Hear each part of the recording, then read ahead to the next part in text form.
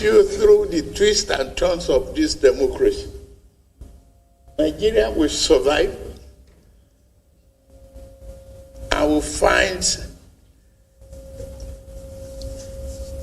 our unity in diversity a good path for democratic stability and prosperity in the country. I promise you, we'll do our best. Thank you very much.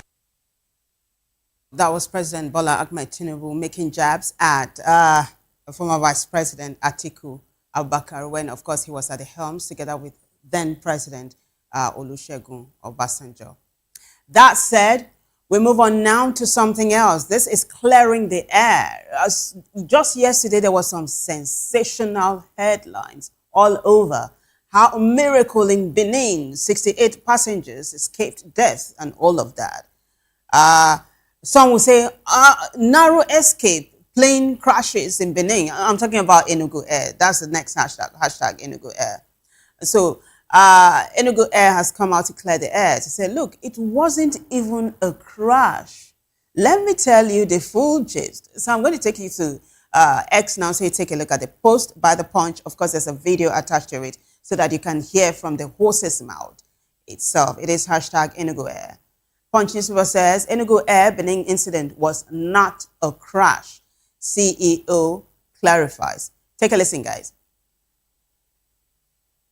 Everyone, on behalf of Enugu Air, I want to sincerely thank our passengers, crew members, airport personnel, military personnel, emergency response teams, our partners, and many people around the world who have reached out with concern and support following the recent runway excursion in Benin. Our thoughts have remained with the passengers and crew on board throughout this experience. We understand that moments like this can be unsettling and overwhelming, not only for those directly involved, but for their families and loved ones and communities everywhere who have followed this story with concern. We are deeply grateful that all passengers and crew members are safe. Most importantly, there were no injuries and no casualties. At Enugu Air, nothing matters to us more than safety and the well-being of those who choose to fly with us and the people who serve them. This is our policy and value that shapes every decision we make, every process we follow, and every standard we hold ourselves to every single day.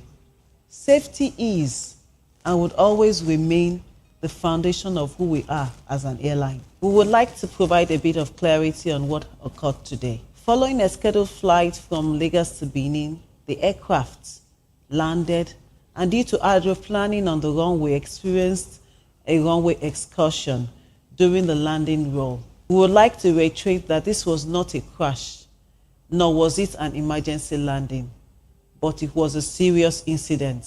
As it is standard practice across global aviation industry, a full investigation is currently being conducted in close collaboration with various relevant aviation agencies to establish complete facts surrounding this occurrence. We are committed to full cooperation with these agencies and will share verified updates as they become available. We have also confirmed that the Benin runway has been shut down for 3 months, which shows that the relevant authorities are taking the right steps with the situation already. We understand the trust that passengers everywhere place in us anytime they choose to fly with us, and we will never take that trust for granted. We remain committed to the highest standard of safety and accountability across our operations. Once again, to all our passengers, our partners, and people everywhere who have reached out to us or even shown concern, we want to say thank you. We will not let you down.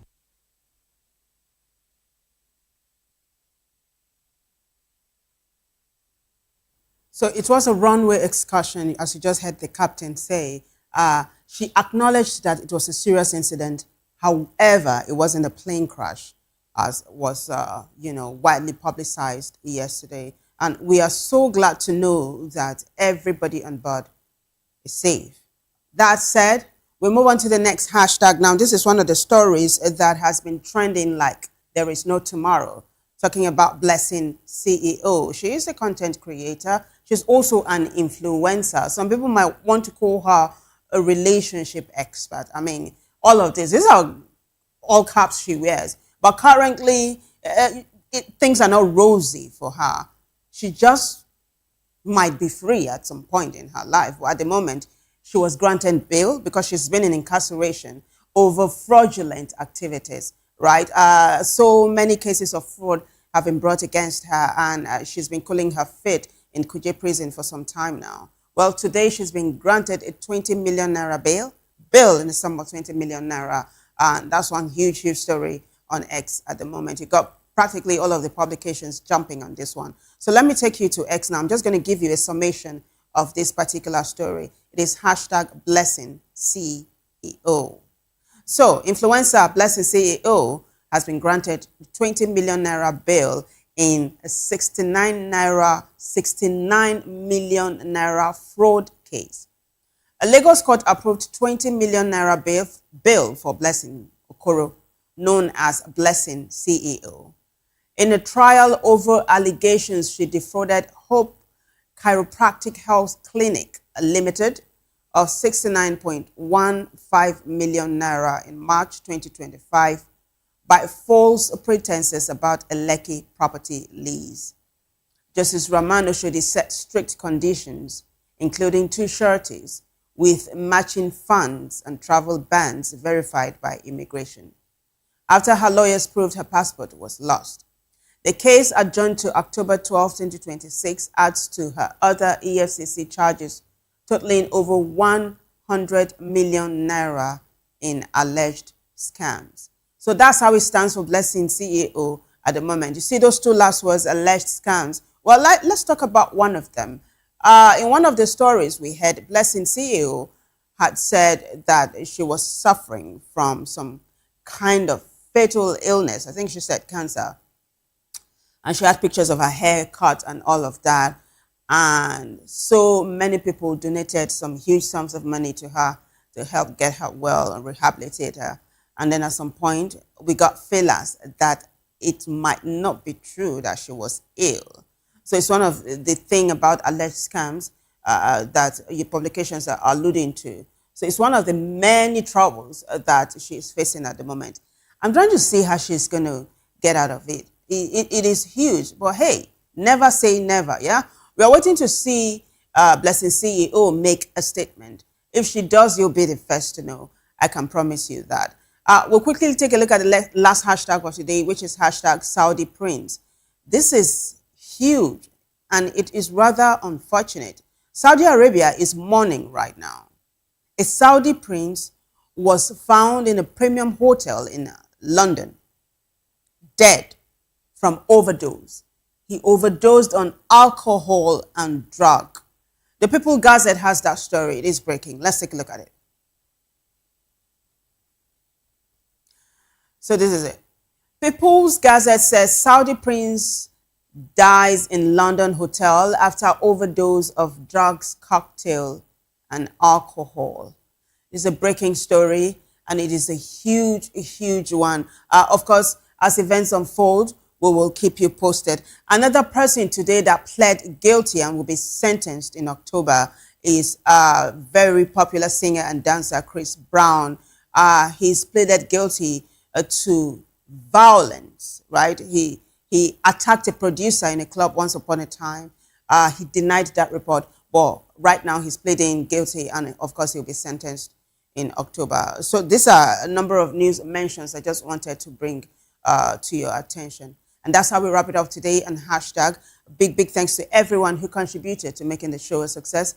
But the biggest thanks goes to you guys for watching.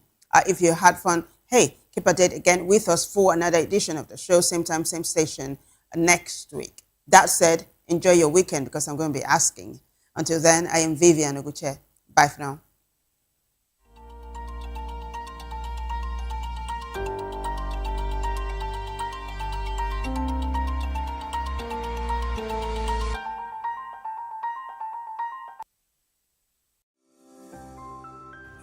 Voptv, Now, you have more than a voice.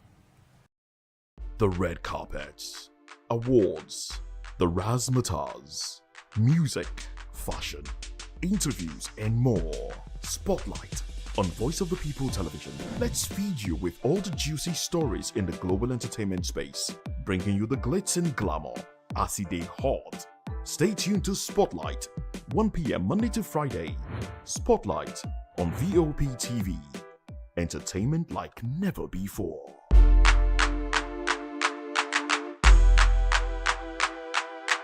Behind every broken desk lies a broken promise. Education shapes the nations. But who is asking the right questions? Introducing Edu Dialogue, the show that goes beyond the surface, exposes the cracks, the corruption, and the silence in Nigeria's education system. Edu Dialogue, Saturdays, 3 p.m., only on Voptv. We break the biggest stories, from missing funds to policy failures. We ask the tough questions and demand real answers. Edu Dialogue, this Saturday, 3 p.m. on Voice of the People Television.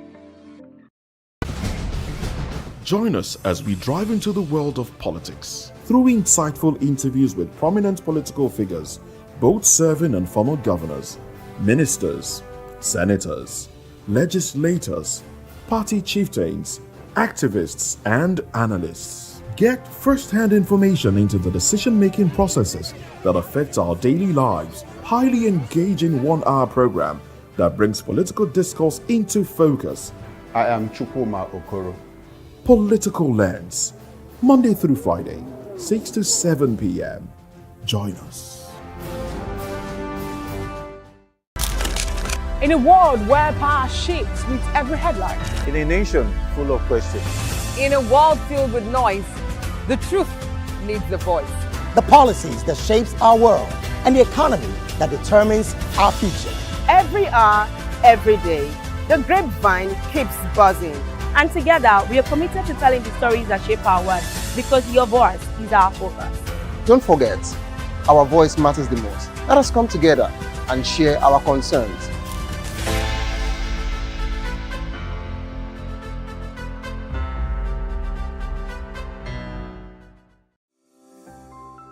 Voptv. Now, you have more than a voice.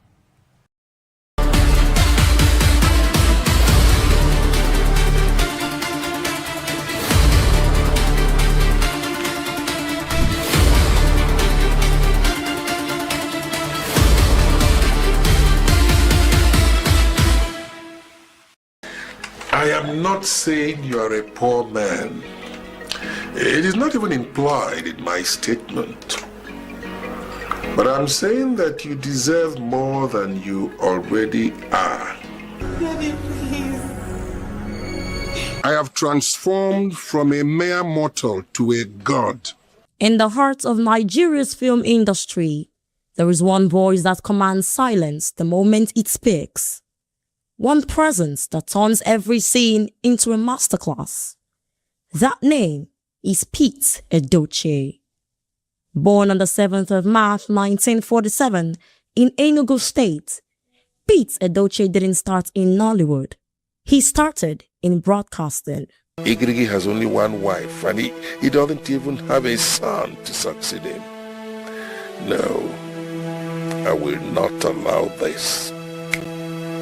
After studying history and English in the University of Nigeria in Nsukka, he joined the Eastern Nigeria Broadcasting Corporation in the 1960s.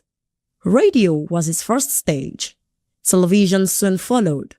But it was in 1987 that Nigeria met the Pete Edochie they would never forget.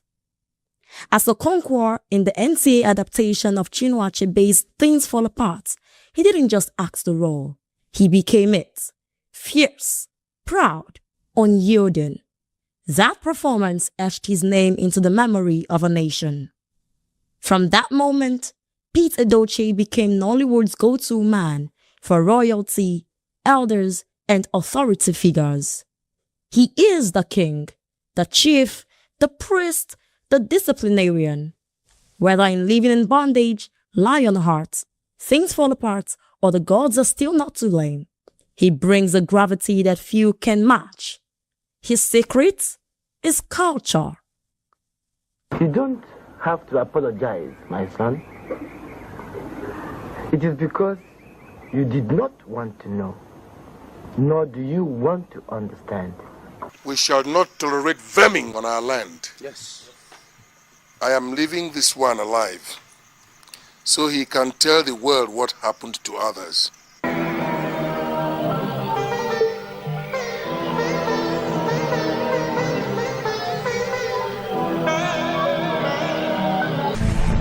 Zuma said, shut up. I don't know where you borrowed the courage which to confront me. When I talk, I expect people with some background to join issues with me, not peasants like you. I am Otari Zelugu Ikemba, the king of the forest.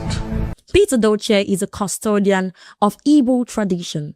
He speaks fluent Igbo, understands its proverbs, its rituals, its weight.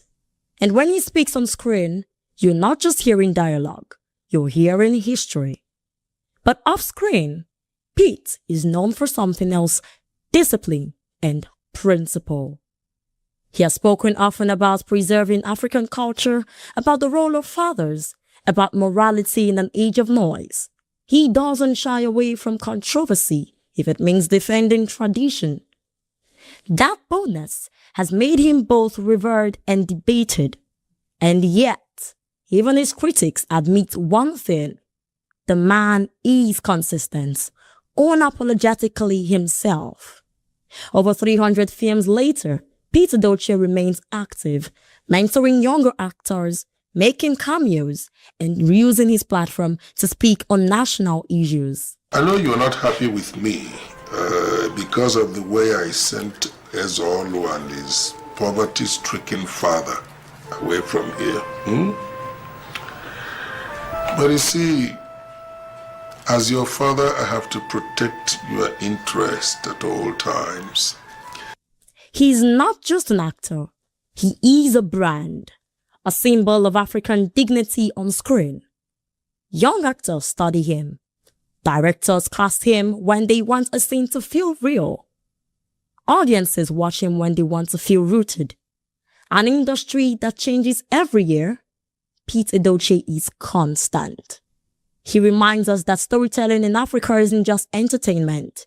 It is memory. It is identity. It is power.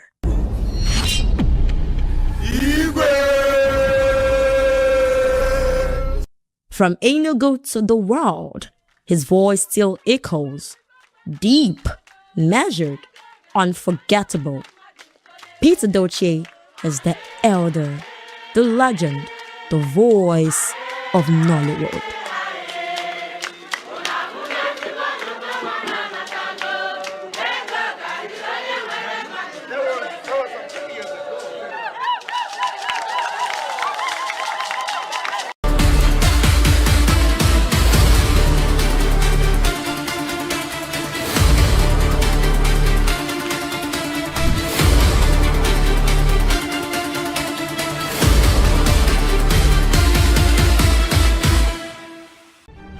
In a world where power shifts with every headlines, news breaks and events happens, we bring you unbiased and explicit information on politics, economy and state of the nation.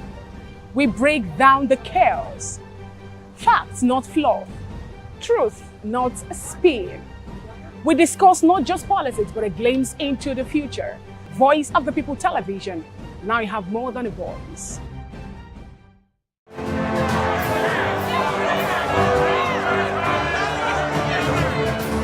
Do you want your voice to be heard? Do you know that you matter in the scheme of things? The People's Voice, the show where ordinary citizens take center stage as we discuss the biggest stories that affect you and I, with you in mind We facilitate lively discussions, debates, and interviews on the topics that matter most to you and I, from social justice to economic empowerment, education to healthcare, governance, and more. Tackling tough topics and amplifying your voice. Join the conversation and make your voice count. The people's voice. Make your voice count. This is African News on Voice of the People Television, where we don't just bring you the news, we bring you Africa's heartbeat, the policies that shapes our world, and the economy that determines our future. African News on Voice of the People Television. Stay with us. This is Health Check, your weekly guide to better living, smarter choices, and trusted answers. From everyday wellness to urgent health issues, we've got you covered. Health Check, only on Voice of the People Television, where your health has a voice.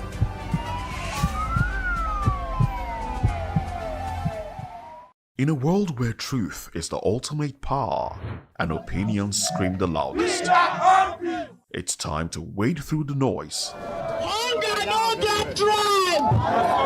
Hunger no get religion! And scan the human interest and trending topics that matter. Stay tuned to The Issues, your plug to the stories making the buzz, from politics to science and technology, social justice, and more. Let's tackle the tough questions and expose the truth. The Issues on Voice of the People Television, Mondays to Fridays, 8 to 9 p.m. The Issues. Don't just react, understand.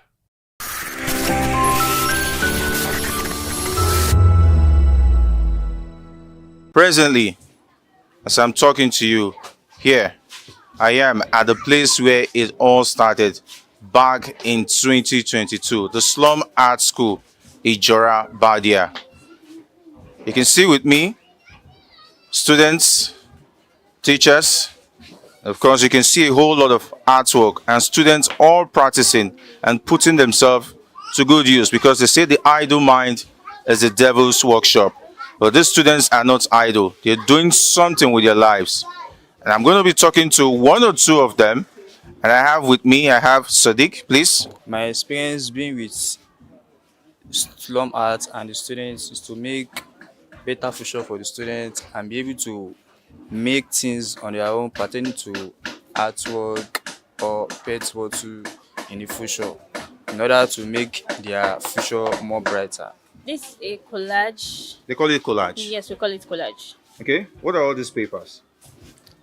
That's magazines. From where? Where did you get all these magazines?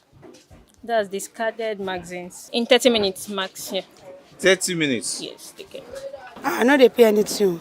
Even school fees, book, socks, sandals, uniforms, anything. I know they pay. Before then, they another school. They know they do anything. Like then they speak, then they write, read. They know they catch up. But since we don't reach there, then they catch up. And there is something. If I speak English with no correct, then we correct me, say no, mommy, no, it's like that. They pray for them, make God bless them. We're here to kind of like celebrate, these children here, for the opportunity that was given to them by like Vadito Ashe. So far, so good. The support has not been, regretted. It's something that we sat down, we thought about, and we clearly know the vision, what we're trying to get at, and what we're trying to get at is actually to like help these children to become more than what their current environment is kind of like bottling them into. Out here, you can see on top of me bottles, but they are just not bottles; they are artwork.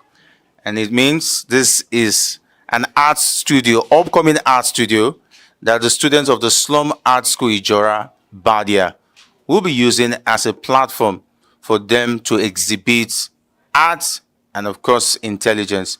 Of course, I have some of the students who were part of this art studio to give us a little bit of explanation. We have Taufik, Muiz, and Fawaz. Yeah, we went from picking bottle to putting rope. You can see we used to fishing line to hold it up. Okay. So we went from picking to putting rope and hanging. It means a lot to us because we like to do this for fun, something like carrying bottles, put it on, do so many things. A lot. Because me, I'm a interior decor. Wow. And my friend is fashion designer. Wow. So we love doing art. I learned collage and artwork when I entered the school. The teacher that are teaching well.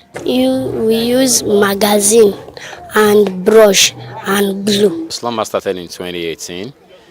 Started with 10 different communities: Ijerabadia, Kyokyo Village, Magedun, Bariga, New Garage, Gidankwali, and that is the beginning of slum art. But we noticed that it's not just touch and go, just go into this community and you never return back. So we decided to engage more, implant ourselves into the community, build a school where kids can come in. So we take our kids from the street and those who just roam about the community. So we use art as one part. We do animations, we do photography. So depending on what the child wants to learn, we decide to just be a part of people's life in our own little way to help them shape in their future and help them come out of mentally come out of their environment.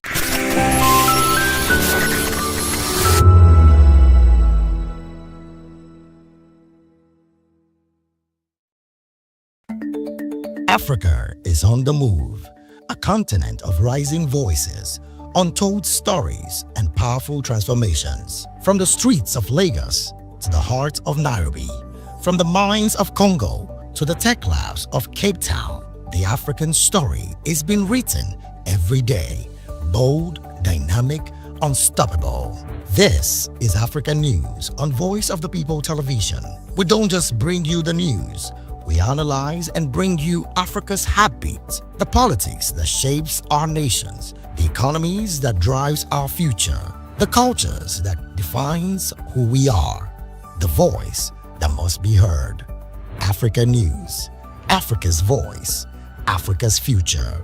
Where Africa speaks, the world listens.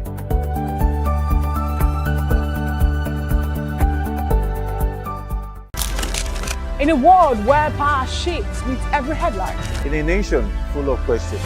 In a world filled with noise, the truth needs the voice. The policies that shapes our world and the economy that determines our future. Every hour, every day, the grapevine keeps buzzing. And together, we are committed to telling the stories that shape our world because your voice is our focus. Don't forget, our voice matters the most. Let us come together and share our concerns.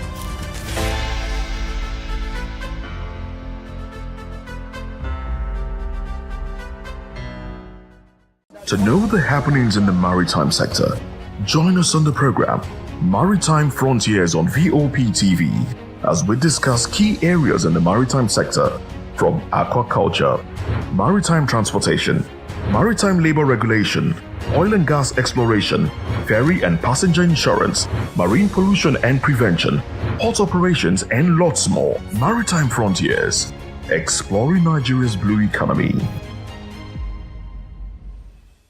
Welcome to the locker room, the home of football talk that matters. I am Jerry Apelon. Join us every weekday, Monday to Friday at 5 p.m. Nigerian time, as we share the hot takes and hot debates in the exciting world of football. And joining me are the usual suspects, Ikechukwu and Mayowa, as we break down all the hot takes and everything that's happening in the football.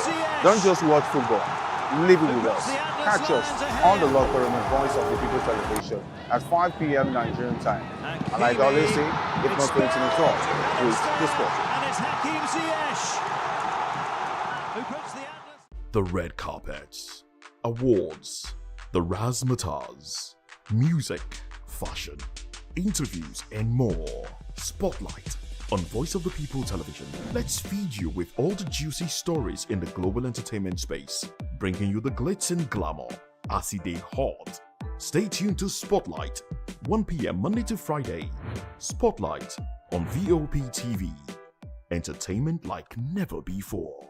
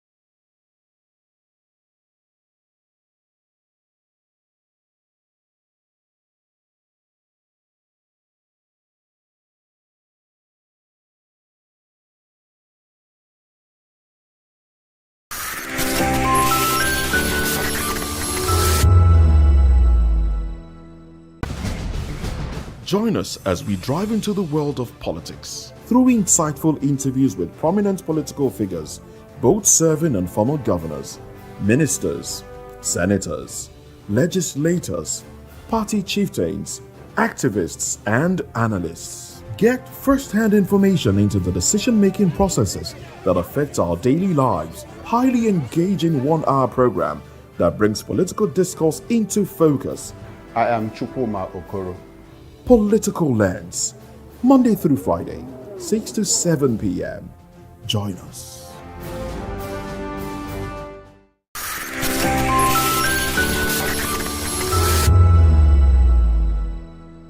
It was a night of glamour, culture, and cinematic celebration as entertainment personalities gathered in Lagos for the premiere of the Ghanaian film The Fisherman. The movie, which explores themes of friendship, tradition, survival, and destiny, has continued to attract attention for its emotional storytelling and cultural representation. Guests arrive in stylish outfits inspired by African heritage, adding color and elegance to the event while celebrating the growing influence of African cinema on the global stage. Speaking at the premiere, members of the cast and production team described the project as more than just entertainment, noting that it reflects the realities, values, and experiences shared across African countries. It came from when I was younger. I had lived in the Volta region in Ghana in a fishing community. And then I'd also watched the country change a lot every time I came back in. And so when I thought, okay, we're looking at change, we're looking at tradition and modernity and how they're kind of coming together right now, Gen Zs versus OZs, and like how that conversation is going and where we want it to go. That's kind of what the film is actually like deeper. The character, Sasha. So when it was presented to me, I felt like it was a one-time blessing that I needed to utilize and send across the message deep. I think it's all in Zoe's incredible writing.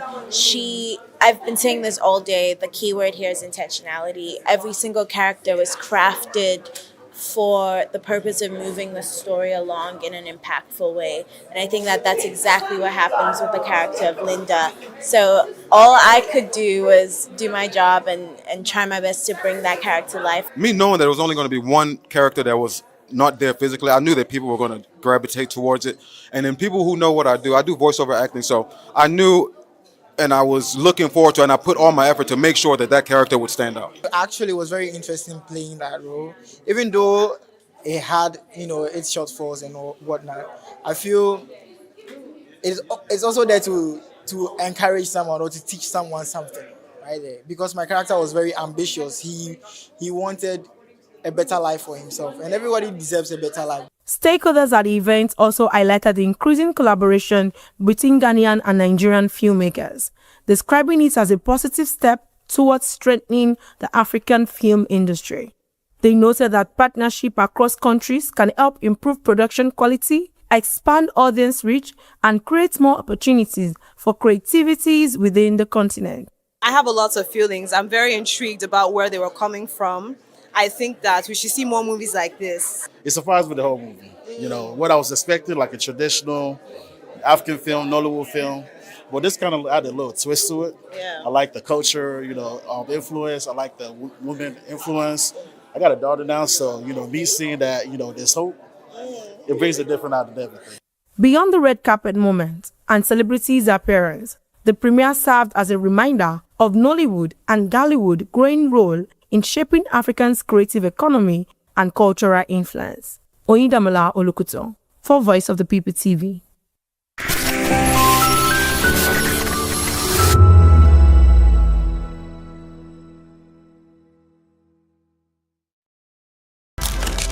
In a world where power shifts with every headline. In a nation full of questions. In a world filled with noise, the truth needs the voice. The policies that shapes our world and the economy that determines our future. Every hour, every day, the grapevine keeps buzzing. And together, we are committed to telling the stories that shape our world because your voice is our focus. Don't forget, our voice matters the most. Let us come together and share our concerns.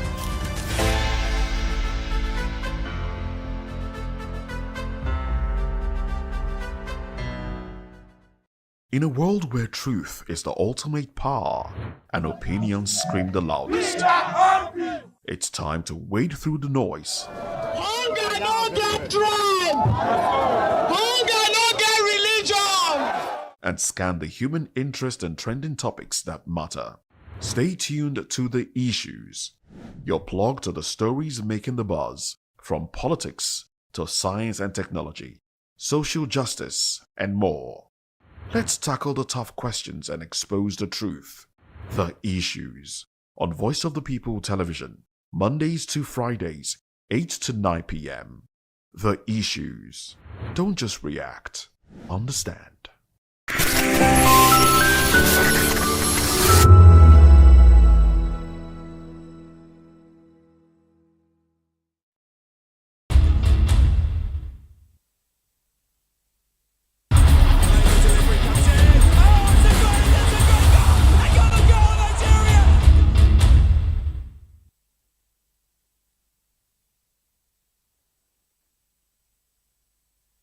Hello and welcome to another exciting episode of the Locker Room on Voice of the People TV. It is actually the week edition of the show, and of course we'll be looking forward to the very big one coming over in the weekend, talking about the WAFCON 2026, where the Super Falcons will be looking at adding another star to their jersey. Of Of course, it's 10 stars now, and we're looking at them adding another one, making it 11. Unprecedented anywhere in the world. And this team is a team, I must say, they've got quality to go all the way to actually do it. We'll also be taking beaming our satellite into what's happening in the world of coaching, where coaches like Pep Guardiola are rejecting jobs, and of course, Jurgen Klopp also accepting his own role as the new coach of the German national team. Also, we'll also be taking our spotlight through to one of the OGs in this particular tournament, talking about the World Cup that just ended in North America, where United States of America, Mexico, and Canada actually hosted this three World Cup for the very first time in the history of the World Cup. And of course, one of the top players who actually was one of the winners of the 2022 FIFA World Cup, talking about Nicolas Otamendi, also hanging his boots after this particular tournament that they lost in the finals to the La Roja, talking about Spanish national team. And it's actually an era of stars, which means the La Roja will definitely be adding another star to their jersey, making it 2 after 16 years, where they actually won the very first one in 2010 right here in Africa, when South Africa actually hosted. That's exactly the only time an African nation has ever hosted the World Cup. But hey, it is a locker room, the home of football, where we'll definitely be looking at every football stories, making headlines across the world. And of course, we'll definitely be bringing you up to speed with the latest information. We'll definitely be breaking down all of the stories and then giving you, the details that you need to stay informed about sports in conversation. I'm not going to be doing this alone. Marwa Kufile joins me virtually as we look into all of this conversation. And it is one of those very special editions where you look at, big tournaments coming up, and then also have, someone who's well-grounded to actually look in through all of this conversation to break it to the, smallest and tiniest empirical states. This conversation is going to be quite interesting. I urge you to sit tight because we're going to be going on a roller coaster. It's one of those shows you don't want to miss. Marwa, welcome to the show. Yeah, good evening, Kechiku. Thank you for having me on the show today. Absolutely, Marwa. I mean, the Nations Cup, talking about the Women Nations Cup, will be on Sunday. That's exactly when it will be starting. For the very first time, expanded format, just like we actually saw in the just concluded World Cup, which was for the very first time, 48 teams. We'll be seeing 16 teams in this particular edition, and the women, the super women, because that's exactly what they are, they're the champions of Africa once again after their very interesting performance right there in Morocco. And of course, interestingly, this particular tournament is going to be hosted in Morocco again, and these girls are actually going there to actually see if they can actually add additional stars. Now, the big conversation here is that the Super Falcons new jersey in this tournament will be laced with 10 stars. And I mean, a lot of questions people they're asking: are they jumping too soon? Is this a legacy or just arrogance on their part?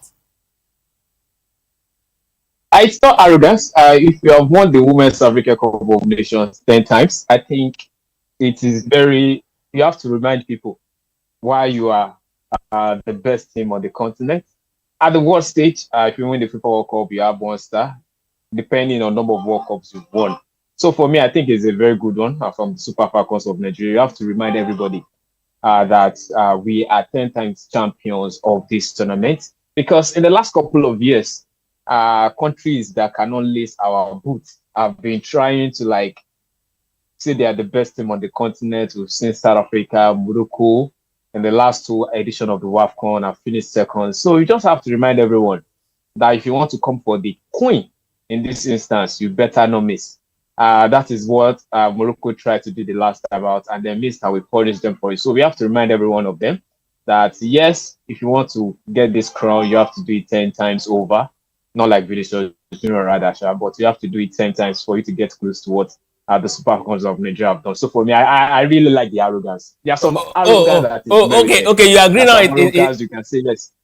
Okay, now you agree now it's arrogance, because the argument against them is the fact that, okay, yes, you actually decide to actually put these 10 stars around your jersey. Now, if you go to the World Cup, you go to Olympics, you cannot actually have these, stars littered around your jersey, which means that every single time the Falcons will be actually going for a particular tournament, there need to be a redesign of their jersey. I mean, that's exactly what, a lot of persons are saying. I mean, if it's a World Cup, you're having 10 stars, you can actually put down that jersey across any competition you're playing because you're a world champion. But then, if you're going to the bigger stage outside the shores of Africa, that jersey becomes useless.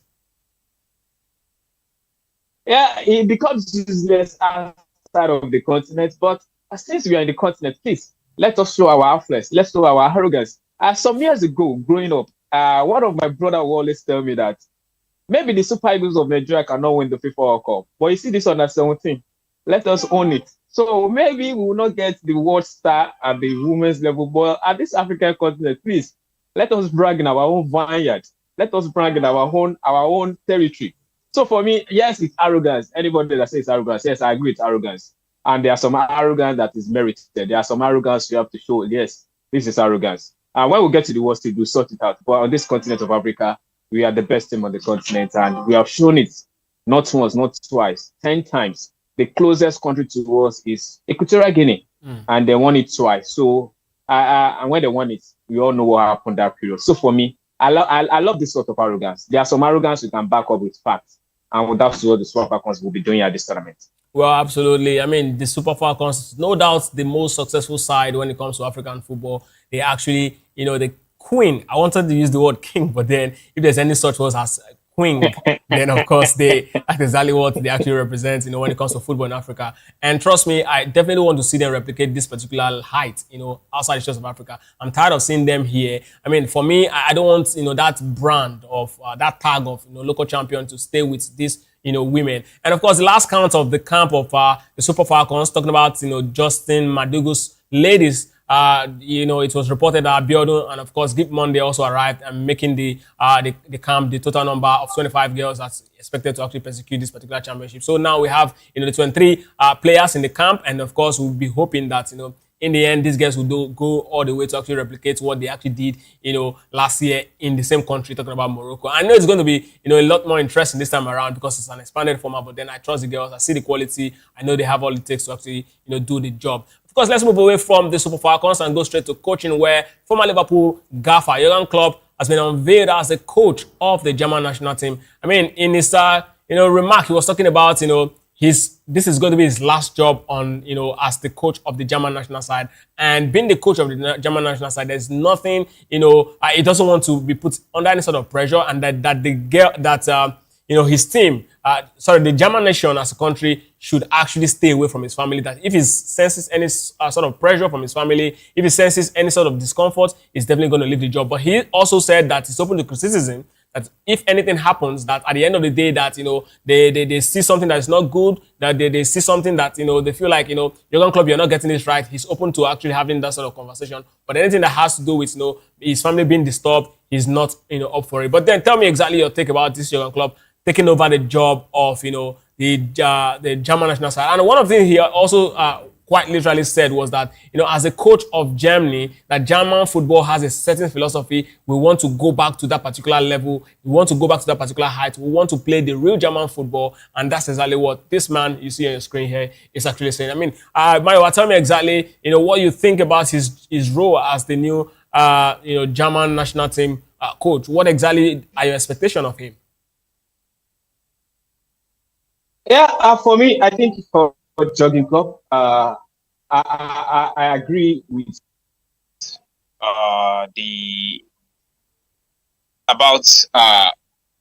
not focusing on the job and making sure he will do the job, but not the interference from the journalists in maybe his family's affairs. I agree with him totally about that. And what it also shows is that, yes, dedicated to this job, but he's also not desperate getting this job. And you understand why, because he has managed Liverpool, Borussia Dortmund. You can say, yes, he has conquered the club football because he has won the Champions League, won the Premier League, won the Bundesliga. So the two places he has managed, the two leagues he has managed, he has won league titles in those countries. So you can say, yes, he has to feel his bargain in club football, and this is the national team. So my expectation of Jurgen Klopp for the diamond shot, like they call the German, is, yeah, the Germans have been a shadow of the Germans some of us grew up watching and also read about, because one thing about the Germans over the years is the efficiency we know the German for. They are called the German machine for a reason. And when you talk about machine,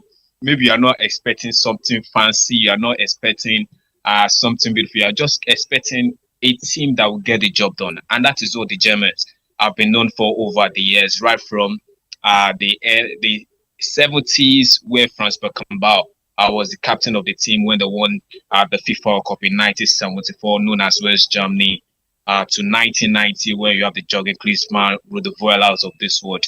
also winning the World Cup in Italia 90. And the recent title they won in 2014, it was also a bit of efficiency with the Tony Cruz of this world, Miroslav Klose of this world, and Mario Götze getting that win a goal at the final in Brazil. So those efficiency is something that we've not seen of the Germans. The Germans are a bit maybe exciting, because when you look at the German guys now, you have Musiala, you have Florian Wirtz. So for me, I think I'm expecting under Jurgen Klopp, I'm expecting the Germans to come back into that efficient way, because you also look at Jurgen Klopp with the clubs he has managed. From Borussia Dortmund to Liverpool, you can see that can get present, like he calls it. You can see a team that is ready to run for 90 minutes, a team that's ready to get the job done. So this is what I'm expecting from Jurgen Klopp. I was reading a story about him some years ago, I think in the early 2000s, after the Germans were maybe a bit of a disgraceful tournament for them.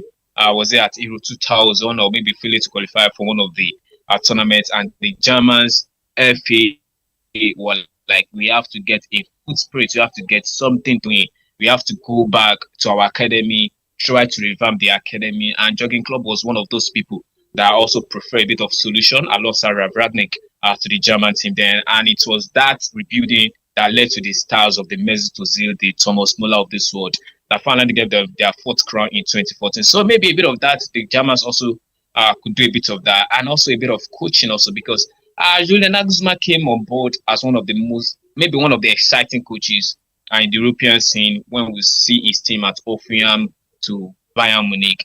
But in the last tournament, it was a bit of, you could see a bit of disconnect from the German team at this World Cup that just finished, because there was the talks about Oliver Baumann was their number one goalkeeper during the qualifiers, and coming to this tournament, Manuel Neuer has to come out from retirement back into the team. Dennis Undav also a bit of back for Leroy Sané, maybe not deserving to go to this World Cup with the German national team. So all this outside noise or a bit of distraction did not really help the Germans at this World Cup. So for me, under Jurgen Klopp, I want to see a resemblance of the Germans we used to know. I'm not expecting an instant resemblance. I just feel like in 2-3 years, maybe before the next World Cup, we'll see a more competitive German national team. And then what Spain showed at this World Cup is that sometimes maybe you don't need to have superstars for you to do the World Cup. Yes, Lamine Yamal was one of the exciting players coming to this tournament, but was not even that really important for them at this World Cup. Rodri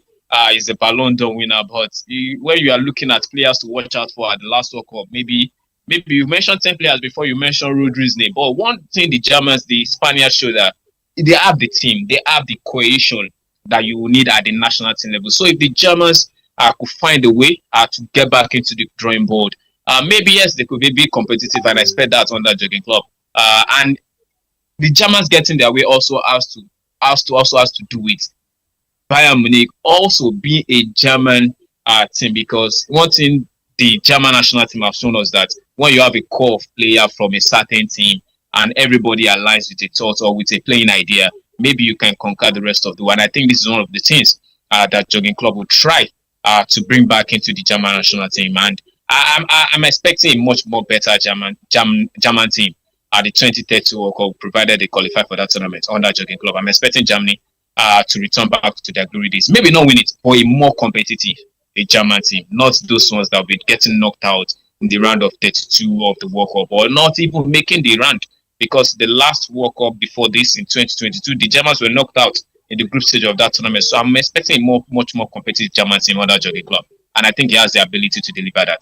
Absolutely. I think he also got that ability to do that. But let me quickly quote the man, Jurgen Klopp, before we actually move on to the very next story, where he's actually talking about, if the DFB, talking about the German FA, is actually saying, you know what, we cannot continue like this, that he's gone. He said that, if they if he senses any sort of misbehavior from the German press or from the German football federation, he's definitely gone. That he's here to actually get the job, and whenever they say they are not ready to actually renew, definitely he'll be leaving the job. And of course, the contract runs till the 2030 World Cup, so let's get to see what he's going to do within the 4 years. His very first trial will be in the Euro 2028, so that's also one place we will definitely be putting our tabs on to actually see what the German tactician will be bringing on board. Of course, away from the German coach, let's go straight to what's happening to the Italian Football Federation, where one man, Pep Guardiola, has actually rejected the job to actually, handle the job of the Italian Football Association as the coach of the job. Of course, it was a very lengthy conversation between Pep Guardiola and Paolo Maldini and Leonardo.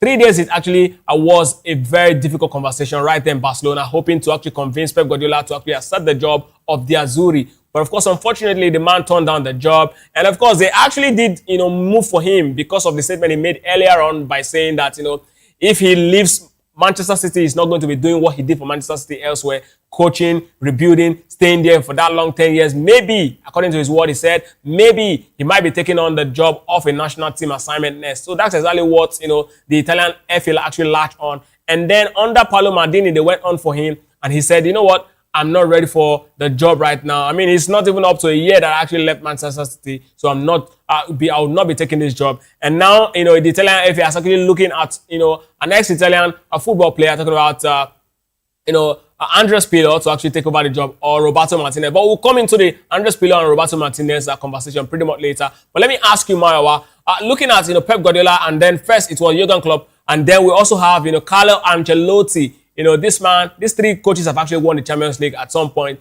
I mean, they're also handling national team projects. What exactly is happening to football? Is it that every top manager, because back in the days we don't have it, that top managers move from club and when they retire, then they go straight to national assignment. But what's really happening? Even De Bosque at some point, he was the man who actually won the World Cup for the very first World Cup for Spain in 2010. So tell me exactly, is there a sort of paradigm shift from club football to international football for managers? I think for me, one thing that has really changed in football is these managers, there's a sort of attachment managers now have to teams they manage. If you look at the case in point of the managers, the three managers you pointed out, yes, Pep Guardiola said he's not interested, or maybe backed out of taking the Italian job, or Jurgen Klopp, Carlo Ancelotti. You look at Carlo Ancelotti, what else is there to achieve in club football? He has virtually done everything. Bundesliga, La Liga, Serie A, the Premier League. He has really coached in all these places. So where's next for him?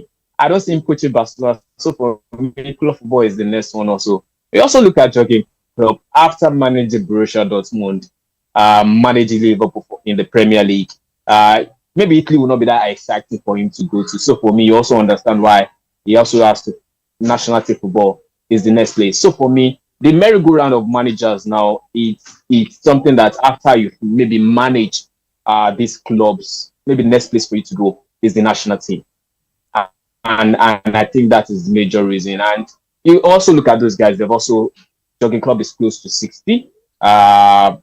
Nobody will be a Alex Ferguson that will spend 20-something years, or maybe Arsene Wenger that will spend 20-something years at football clubs. So for me, these managers are getting into the latter stages of their career, and that is what club football, that is what national team football also offers you. And over the years, we also see something like that, like you mentioned, Vicente De Bosque also, after managing Real Madrid, the last post up for him was also managing the Spanish national team. Marcelo Lippi also, one of the great Italian coaches managing the Italian Serie A. Also, after doing a lot of things with Inter Milan, with Juventus, in the Italian Serie A also. The bus stop also for him was also to manage the Italian national team at the 2006 World Cup. So for me, that is just the way how it is. These managers that really, you could have said, were next for them in club football. When all these things, when they feel like they've conquered everything they needed to achieve, the national team is just the next place for them. And these managers have really spoken highly or bad managing the national team. Carlos Ancelotti has said he's open to coaching when Arrigo Sacchi was the man that led Italia to the final in 1994. If not because maybe he has already taken charge, he's already in charge of the Brazilian national team. I think it's something we'll be open to. Carlo Ancelotti, Pep Guardiola, I would know maybe the Spanish job is something we'll be interested in because of his Catalonia, the Catalans and the Spanish stuff. Maybe we'll be interested in. But he also mentioned about coaching and in national teams. So for me, these coaches will come back into national team after appealing. There's nothing else to do. Or perhaps is the case of Pep Guardiola not too early, because I mean he also said he would like to take a break from football, and this is just barely months after he left the Man City job. I think he needs some time off to really cool off, maybe a year, like he actually did when he left his Barcelona job at the time. So maybe And Pep is a very calculative manager. I will also think he will also like managing Italy now, maybe not too exciting. So maybe it was just like, maybe when you get to a better place, maybe I can come back. But the situation the Italians are in now, I think he also is a very clever man. He will pick his job. Okay, it's just like the game after managing Real Madrid. So just say I'm not doing it again until I get a better job. So let's look at the two managers that are actually on the front run now to actually get the job of the Azzurri. Talking about Andrea Pirlo and the man who actually fumbled 2 golden generation, one for Belgium and of course the other one for Portugal. Talking about Roberto Martinez. These are the 2 guys on the front runner to actually get the job since Pep Guardiola rejected it. I mean, who for you is the man who you really recommend to actually get the job? One's got experience of fumbling the job, the other's got no experience of handling any team at all. I think for me, for Italy, I think it's better to go with Andrea Pirlo. Yes, he's a former Italian. He's a former player with the Italian national team, won the World Cup with them, and I think a much better option than the last manager the Italian had in Gennaro Gattuso. Yes, when Andrea Pirlo took charge of Juventus, yes, things did not pan out well, but I saw a resemblance of maybe a man, if given time, could have made Juventus a much more competitive team. So for me, I think Andrea Pirlo is the best bet for the Italian to go with. Yes, he's a former teammate with the current technical director of the FIGC, the Italian Federation, in Paolo Maldini. So for me, Andrea Pirlo is a better bet than Roberto Martinez. Yes, Roberto Martinez has managed national teams, like you rightly mentioned, the Belgium national team, the Portuguese national team. But I just feel like the Italians need somebody in-house. They need somebody that can look at what is wrong with the Italian national team. They look somebody that has a bit of command. I've never in my life, not in the bit of disrespect, regarded Gennaro Gattuso as a coach like that.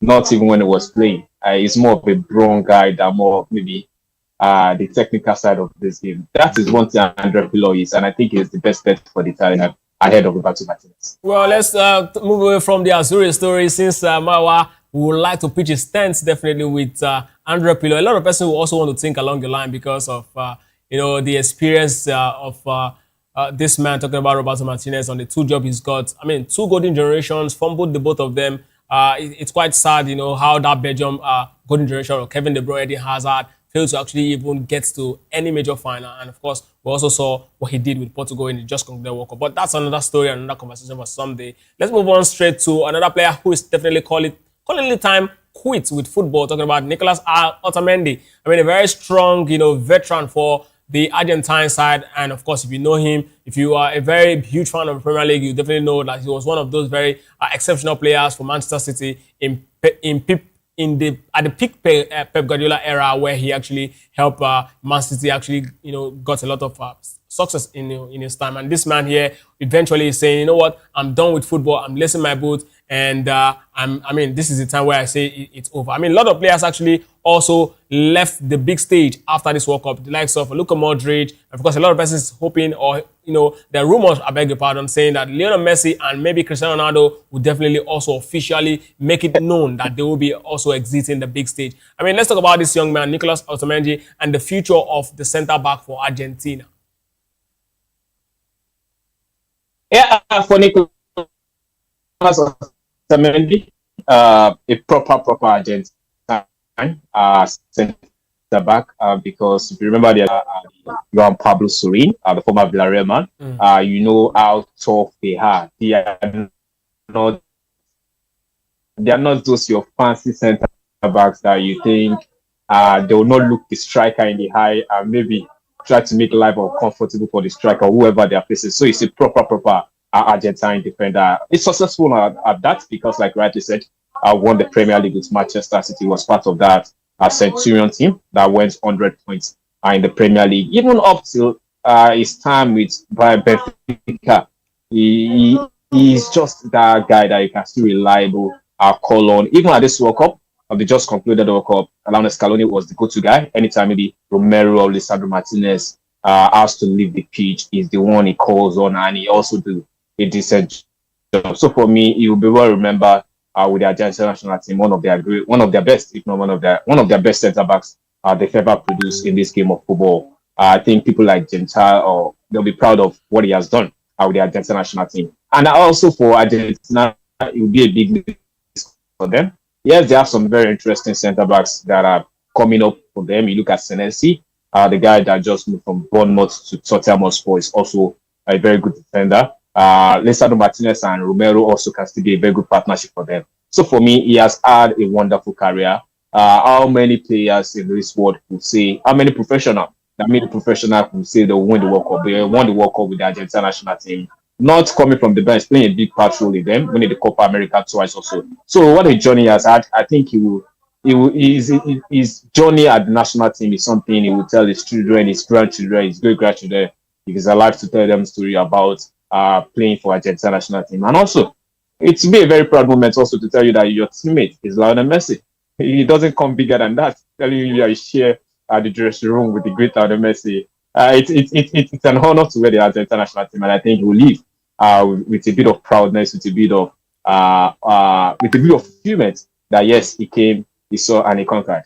Yeah, absolutely. I mean, 2 Copa America title. I mean, 2 World Cup silver medal. And of course, 1 World Cup gold. That's exactly, the career of this man, Nicolas Otamendi. And of course, not forgetting numerous Premier League titles that he also won, alongside, the other side. Like you rightly mentioned, the Centurion. I mean, one thing that we're actually looking forward to see if any Premier League side will be able to actually replicate that alongside the Arsenal unbeaten. I think these are the 2 biggest,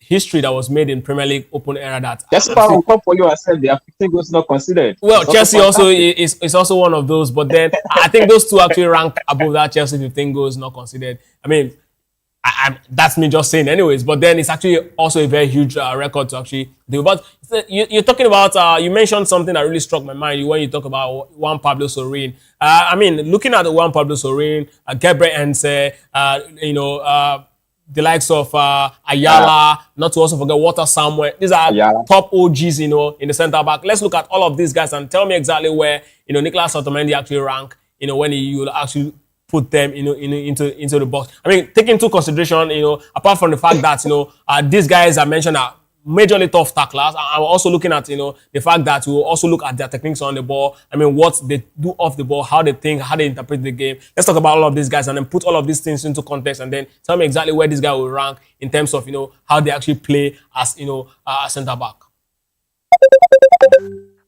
It's a tough one for me, honestly, because when you were mentioning those guys' names, I was just reminiscing what those guys really did for in their career.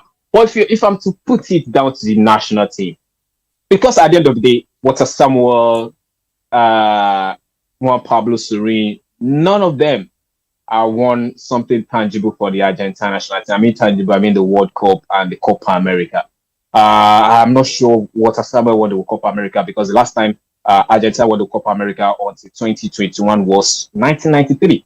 So I'm not sure Walter Samuel was part of that team in 1993. So for me, based on what Otamendi achieved with the national team, I think I'll rate him number 1 if we are limiting it to national team. Because I know the Otamendi did not win the Champions League. Walter Samuel won the Champions League with Inter Milan in 2010. Roberto Ayala also, his Valencia team also got to the Champions League final, a bit unfortunate. They missed out on it, meeting Real Madrid, Bayern Munich in those finals when they also got to those finals. So for me, I think Otamendi rank highly for me. I think he ranks above those guys you mentioned because at the end of the day, you have to put something on the table, and that is something he has. He also has the longevity also, because you look at his career from Valencia to Manchester City to Benfica, and he has so consistently at the top level. He also belongs at the top level, playing for top clubs in the European sense. So for me, Otamendi, I don't know. At the end of the day, somebody born, maybe born in the 70s might say there's somebody greater than Otamendi. But from what I've seen in the last 30 years, I think Otamendi ranks higher than those guys you mentioned. No disrespect to them, but at the end of the day, you have to put something on the table. Absolutely. Otamendi has the World Cup and the Copa America to show for it. At the end of the day, you definitely have to put something on the table because it's exactly what defines a glorious career. Because the truth is, Otamendi actually did win all of these things by playing regular as part of the team, not just on the bench. So this is exactly where I definitely will agree with you because he didn't win this not just 2 minutes sitting on the bench. Yeah, exactly. He's actually a very key player of all of these teams that he won this major laurels for. But of course, let's move away from Nicolas Otamendi. Still talking about the centre back, and this time we're looking at the Francis Maxime Lacroix, who joins Chelsea from Crystal Palace. I mean, that's actually a very big move for the French younger defender. We saw that particular story, following it up during the World Cup, and then hoping that it definitely materialized. And then Chelsea is also looking at shipping Chalobah away from Chelsea. I mean, the biggest suitor right now is Cuomo, and then obviously, with the loss of this young man now, of course, Mark Guehi, definitely there's need for reinforcement right there at the Crystal Palace home ground, because I mean they definitely need somebody to actually come back to actually cover up the position of this guy. They're yet to actually fill in the place of Mark Guehi, but that's a conversation we'll definitely look into very much later. Let's talk about Chelsea and what Alonso is actually building in that particular team. Garnacho is off right at this point. He sends Garnacho off. He's not part of my plan. Now he's bringing this man in, and looking at the way Alonso is actually setting up his team, right? Tell me about what you think that Chelsea will look like come next season.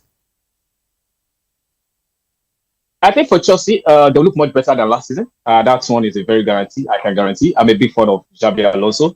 Right from its time at Bayer Leverkusen. Yes, I know things did not go that well at Real Madrid, but how many managers survive Real Madrid? So for me, I won't use that to really maybe judge him. Yes, people say you're as good as your last job, but I know what I saw at Real Madrid. I know the kind of politicking that happens at Real Madrid, so I won't use that to judge him. So I'm expecting something much better from Chelsea. I think they'll be better than what we saw last season, because Chelsea were a mess of a club last season.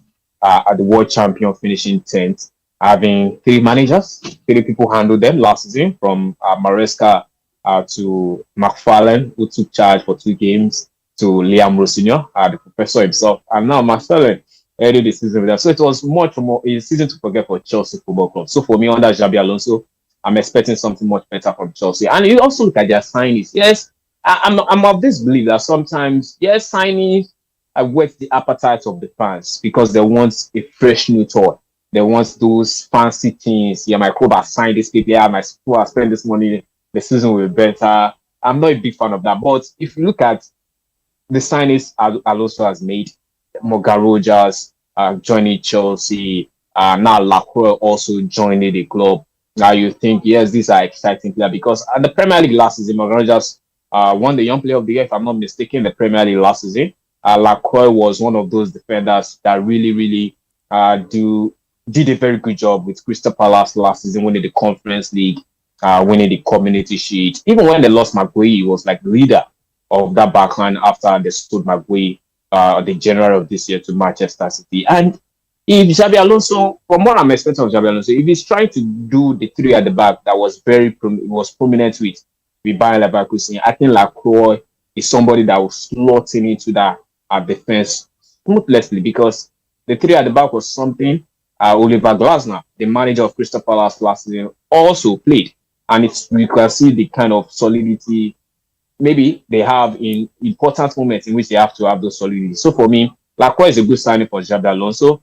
Yeah, not a fantastic World Cup, because maybe the highlight of Lacroix World Cup this World Cup was Danny Olmo not doing that pass when he was there. The Jude Bellingham goal in the 3rd place also was not good sight to behold for Lacroix. If you are trying to get it, maybe if they show you those 2 highlights, you're like, which kind of defender am I getting? But over the body of work he has exhibited for Crystal Palace over the last couple of seasons, I think it's a good buy for Chelsea. He also give them that a bit of solidity, because Chelsea last season, without Leverkusen, when he got injured at the start of the season, you think that leadership was lacking at Chelsea. Wesley Fofana played maybe the most number of games he has played for Chelsea since he joined them last season, but they need a bit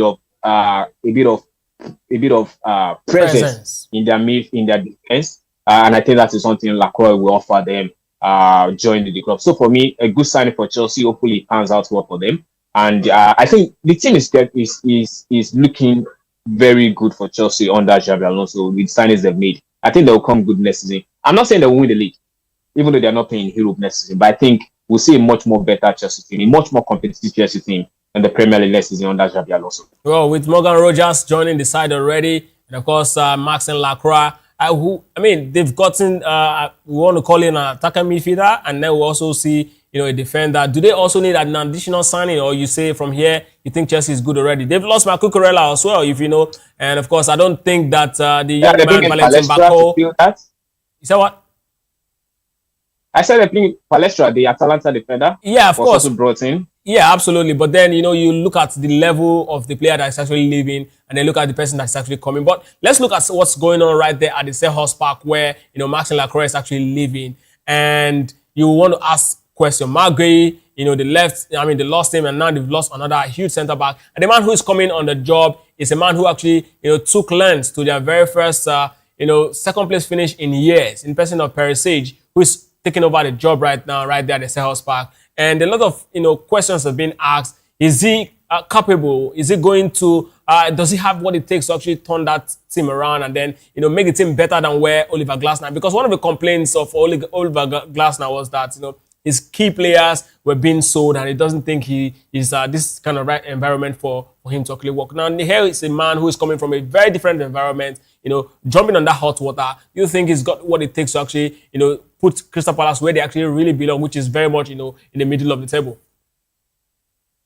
Yeah, I like that last part in the middle of the table, because the standard that Oliver Glasner, what he achieved in those years he managed Crystal Palace, this is their greatest 2 years they've ever had.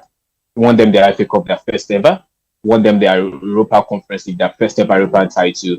Winning the Community Shield. So for me, the shoe that Sage is becoming to fill is a very, very big shoe. And honestly, I don't envy him, because the players that were important, the players that played big role in making sure Crystal Palace achieved what they achieved in the last 1.5 years, those players, the core of those players have left in Eberichi Eze, in Maguire, now Lacroix also leaving the club. And maybe before the season starts also, you can't even say maybe it's 1 or 2 players we never knew. Maybe young Philip Mateta tried to get a move to AC Milan during the January transfer window. If not for some medical, he would also have left the club. So we don't know whether maybe another club might try to test the water with young Philip Mateta. So for me, it's a big shoe it will be filling. But I look at some of the guys still in the club. You look at Daichi Kamada. If Oliver Glasner is not tempted to move him from Palace to Nottingham Forest, because he was the guy that brought him from Frankfurt to Crystal Palace, if he's not tempted to maybe toast the guy to join him at Forest, I think he will still do a good job. They have Jeremy Pino, the World Cup winner. Crystal Palace having a World Cup winner. It's something you would say maybe some years ago.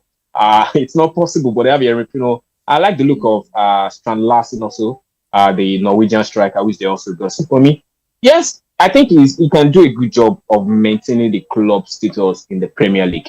If you look at the players Crystal Palace has, some of the players they also signed, I think they are still a club that can still stay in the Premier League. But I just want Palace fans to have this belief at the back of mind, because sometimes during the season, last season, they got too comfortable. They believe their own hype. They think they've arrived by trying to demand much more from Oliver Glasner. You are a mid-table club. You are a selling club.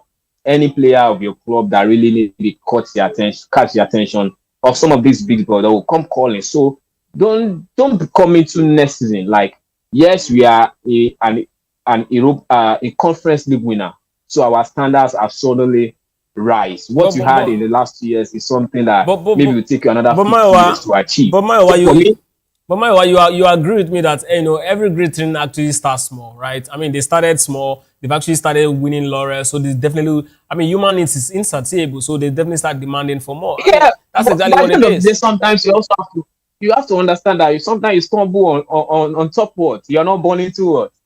So you have to manage it. It's not like because you just. But why managing it? Definitely, you have your size, in the fact that you want to upscale, and that's exactly what they are doing. Yeah, maybe in life, maybe that is applicable. Not in football. In football, you need somebody that will pump in money into it. And the Crystal Palace are not. Their stadium, Selhurst Park, maybe one of the smallest stadium in capacity in the Premier League. how much can they rake in from stadium, ticket sales, how much of mechanizing are they selling, how much of fanbase do they have, and whether we like it or not, football is it's an elite sport. Maybe not like Formula One, but it's a sport that rewards the big boys. Except maybe you have a sugar daddy. Maybe you have an oil company, a Manchester City, a Roman Abramovich, that will come in there and blow everybody away. Malaga tried this some years ago. You know where they were, how things pan out for them. So for me, it's just maintaining your standard. Maiwa, it's good you mentioned something about money right now. Is it really about the money? Because, I mean, we've seen club sides where money was pumped. In the end, they didn't even turn out to be, what people actually expected. I mean, one of the perfect example, I think it was this same Crystal Palace a couple of years ago when they actually came from championship. They have huge backer who actually pumped a lot of money. No, Queen's Park Rangers, I beg your pardon. Queen's Park Rangers had huge backers at the early era of Manchester City when they also started their revolution. And they also had, huge backers pumping a lot of money. A lot of persons were looking at them as going to be the next big thing in England. But at some point, they were unable to actually keep up. I mean, is it really about the money or is just the project, in sight by, the people who actually owns the club? The money plays a very big role. Yes, you have a project, you have people that can manage this, but the money plays a big role because when you pump money into football clubs, you're not pumping money for 1 or 2 seasons. You are pumping money for years. You are pumping money for years, especially if you are trying to form a club that maybe doesn't have the history, doesn't have the tools. Because if you are managing, if you are owner of Manchester United, you already have the head start. But if you're managing a club, maybe owning a club like Crystal Palace, you are backward. Perfect example for me has to be maybe Newcastle United. They have maybe one of the richest owners to own a football club, but because of the rules, all those things, they were not able to spend freely. So for me, a Crystal Palace is not that. They don't have even a Saudi owner or maybe United Arab Emirates owner. So for me, one thing you have to understand is that as a club like Crystal Palace, what you achieved in the last 2 years, fantastic. The best time of your memory as a Palace fan.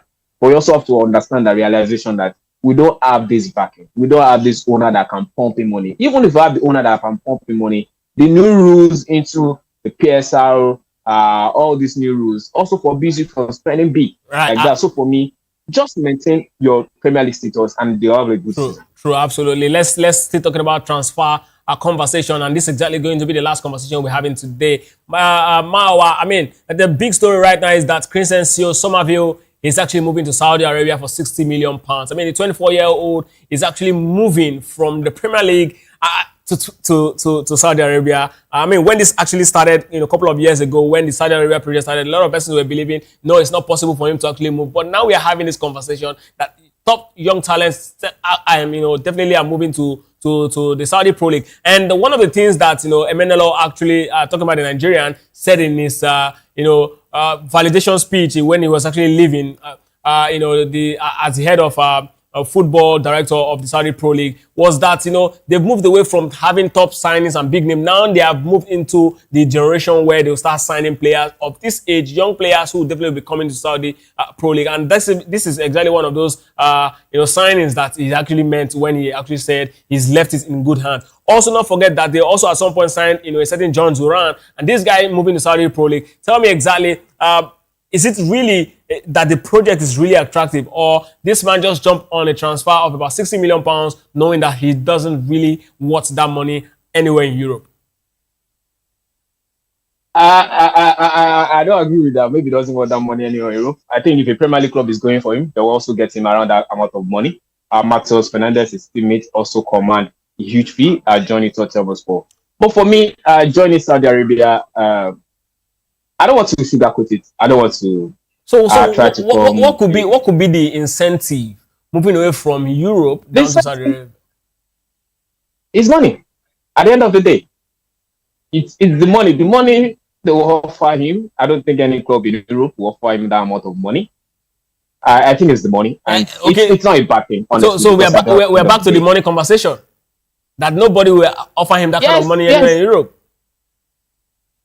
I mean in wages. Yes, in wages. Yeah. Okay. I mean in wages. Okay. Yes. Yeah. So it's the money. Because what I would like to note, you saw this guy at the World Cup for the Dutch national team. Very exciting player for them. Scoring also at the World Cup. And you think maybe Yes, West Ham were relegated, but he still was one of the shining lights of West Ham, alongside Jared Bowen and Matheus Fernandes, Malik Diop, the Senegalese, one of the shining lights of the West Ham team that got relegated. And you think maybe he still has another crack? Maybe another club would be interested in him. Maybe not in the Premier League, maybe outside of the Premier League also. So for me, joining Saudi Arabia, not to sugarcoat it, to me, in my humble opinion, is the money. Yes, he's joining one of the top clubs in the league, but at that age, if it's a Nigerian that is joining a club like that, you understand? Money, yeah. So you say it's money, so why are we trying to? Maiwa, your final thought as we leave, right? It's very possible also that the relegation also played a huge part, right? Yeah. Right. Yes. Yes. The relegation played a part. Definitely. And Maiwa, thank you very much for being a part of the locker room this evening. Thank you for having me. Really appreciate it. Absolutely. Any day, anytime. I would definitely love to have you because you've given us a lot of insights looking at the conversations that we've been having today. And of course, this is exactly where we'll be drawing the curtain on this episode of the show. Up next is Political Lens with Chukwuma Okoro. I'm Ikechukwu Agwago. Stay tuned.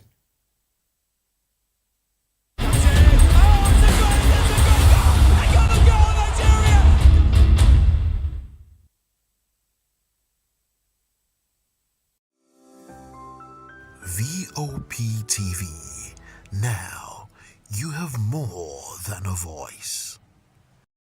The red carpets, awards, the razzmatazz, music, fashion, interviews, and more. Spotlight on Voice of the People Television. Let's feed you with all the juicy stories in the global entertainment space, bringing you the glitz and glamour as it is hot. Stay tuned to Spotlight, 1 p.m. Monday to Friday. Spotlight on Voptv. Entertainment like never before.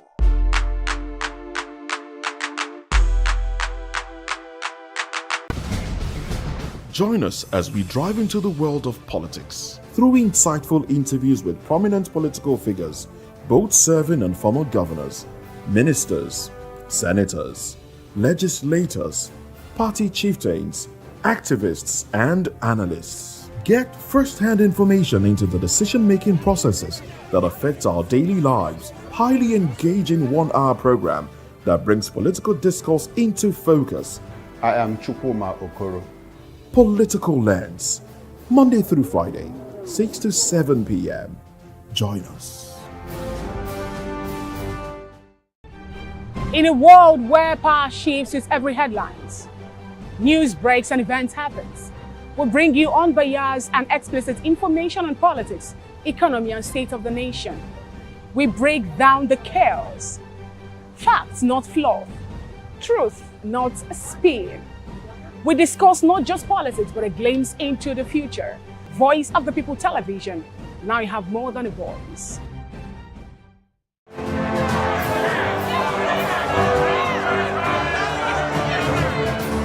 Do you want your voice to be heard? Do you know that you matter in the scheme of things? The People's Voice, the show where ordinary citizens take center stage as we discuss the biggest stories that affect you and I. With you in mind, we facilitate lively discussions, debates, and interviews on the topics that matter most to you and I. From social justice to economic empowerment, education to healthcare, governance, and more. Tackling tough topics and amplifying your voice. Join the conversation and make your voice count. The People's Voice. Make your voice count. This is African News on Voice of the People Television, where we don't just bring you the news, we bring you Africa's heartbeat, the policies that shapes our world, and the economy that determines our future. African News on Voice of the People Television. Stay with us. This is Health Check, your weekly guide to better living, smarter choices, and trusted answers. From everyday wellness to urgent health issues, we've got you covered. Health Check only on Voice of the People Television, where your health has a voice.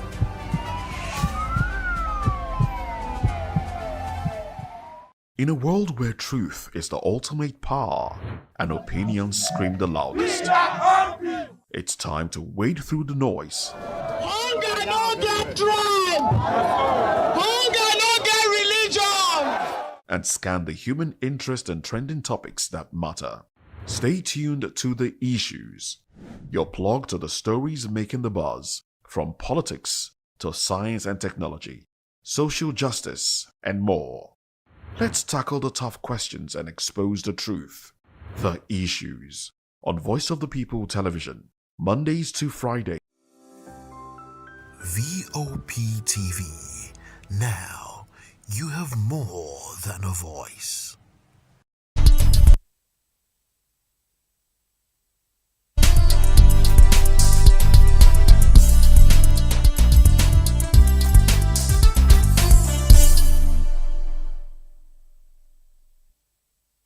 Good day and welcome to Reporters File on Voice of the People TV, where we bring you major stories from across the country through the eyes of our correspondents. I am Precious Agubano. We begin with major stories in the nation's capital. The House of Representatives Committee on Constitution Review says it may adopt the version of the State Police Bill already passed by the Senate, with few adjustments where necessary. The Deputy Speaker of the House of Representatives, who doubles as chairman of the Constitution Review Committee, Benjamin Kalu, disclosed this in Abuja during the commencement of the consideration of the executive bill on the establishment of the state police recently transmitted to the National Assembly by President Bola Ahmed Tinubu. VOPTV's National Assembly correspondent Ferdinand Iba has more details in this report. Some of the notable additions expected of the House Committee include the introduction of Section 318 on interpretation, as well as transitional and serving provisions designed to facilitate the implementation and operationalization of the proposed state police framework.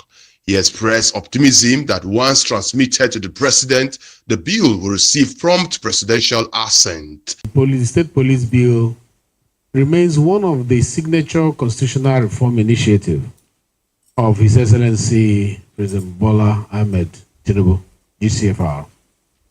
Because you know, the police structure in this country, he was one of the first people who, as a state governor, always advocated for multiple layered policing as a strategic tool towards ending insecurity in Nigeria. And now being the president and also championing this bill goes a long way to prove that he is practicing what he preached. He, however, explained that given the critical nature of national security, the president was best positioned to propose comprehensive legislation capable of addressing the country's prevailing security challenges. From Abuja, Ferdinand Igba, reporting for VOPTV.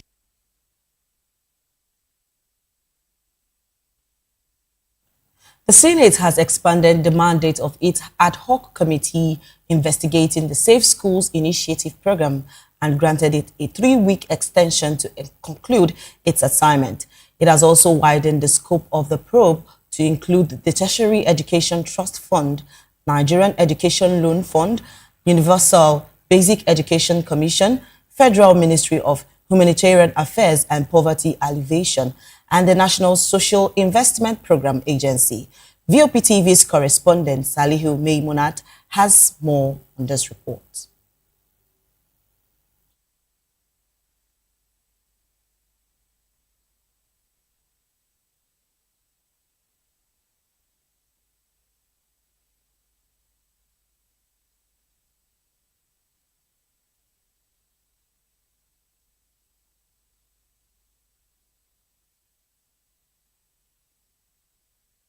Institutions responsible for educational. Presenting the motion, Senator Kalu informed the Senate that preliminary investigations by the committee had revealed significant intersections between the implementation and funding mechanisms of the Safe School Initiative and several federal institutions responsible for educational funding. We're supposed to submit our report, and there are few more areas that we have not gone. So I needed the permission of the Senate to mention it so that we can conclude in the next 2-3 weeks and come back with the report if I have the permission. The committee is equally expected to audit infrastructure and security-related intervention projects funded by TED Fund across beneficiary tertiary institutions, across NELFund's disbursement processes, operational readiness, administrative efficiency, and student access frameworks, while also examining interventions undertaken by UBEC in basic education. Responding, Senate President Godswill Akpabio sought the opinion of lawmakers on granting the committee additional time to conclude its work. Is it the view of the Senate that they be allowed to have 2-3 weeks? Because I think, in my opinion, even interim report could have been okay if you don't have the full report. No, Mr. President, there are some places we have not visited because of time of campaigning for nomination and all the rest of them affected us. So it made it very impossible to go to some places we're supposed to go. Is it the view of the Senate that he be allowed to have the 3 weeks extension? Those in support say aye. Those against say nay. The ayes have it. So without stress, you have your extension. Following a voice vote overwhelmingly supported by senators, the senator approved the committee's request for a 3 weeks extension. I am Salihu Memunat, reporting for Voptv in Abuja. Thank you, Salihu Memunat, for that report. The federal government is mobilizing the support of local and foreign investors to strengthen electricity financing in Nigeria. A move the Minister of Finance says is a deliberate step by the government to fix the country's electricity sector. Both the Minister of Finance, who doubles as chairman of the Presidential Power Sector Debt Reduction Committee, and the Minister of Power say the government is targeting a new financing structure that will provide sustainable liquidity for the electricity sector. Voptv's correspondent Salihu Memunat reports. Engagement between the federal government, players in the electricity sector, and investors which hold in Abuja to mobilize finances for the sector. Part of the objectives is to strengthen electricity financing, attract fresh capital, and stabilize the sector for economic growth. It's a privilege for me to address the issue at a defined moment in the evolution of our Nigerian electricity market. Permit me to begin with a simple proposition. There can be no sustained economic growth without reliable electricity.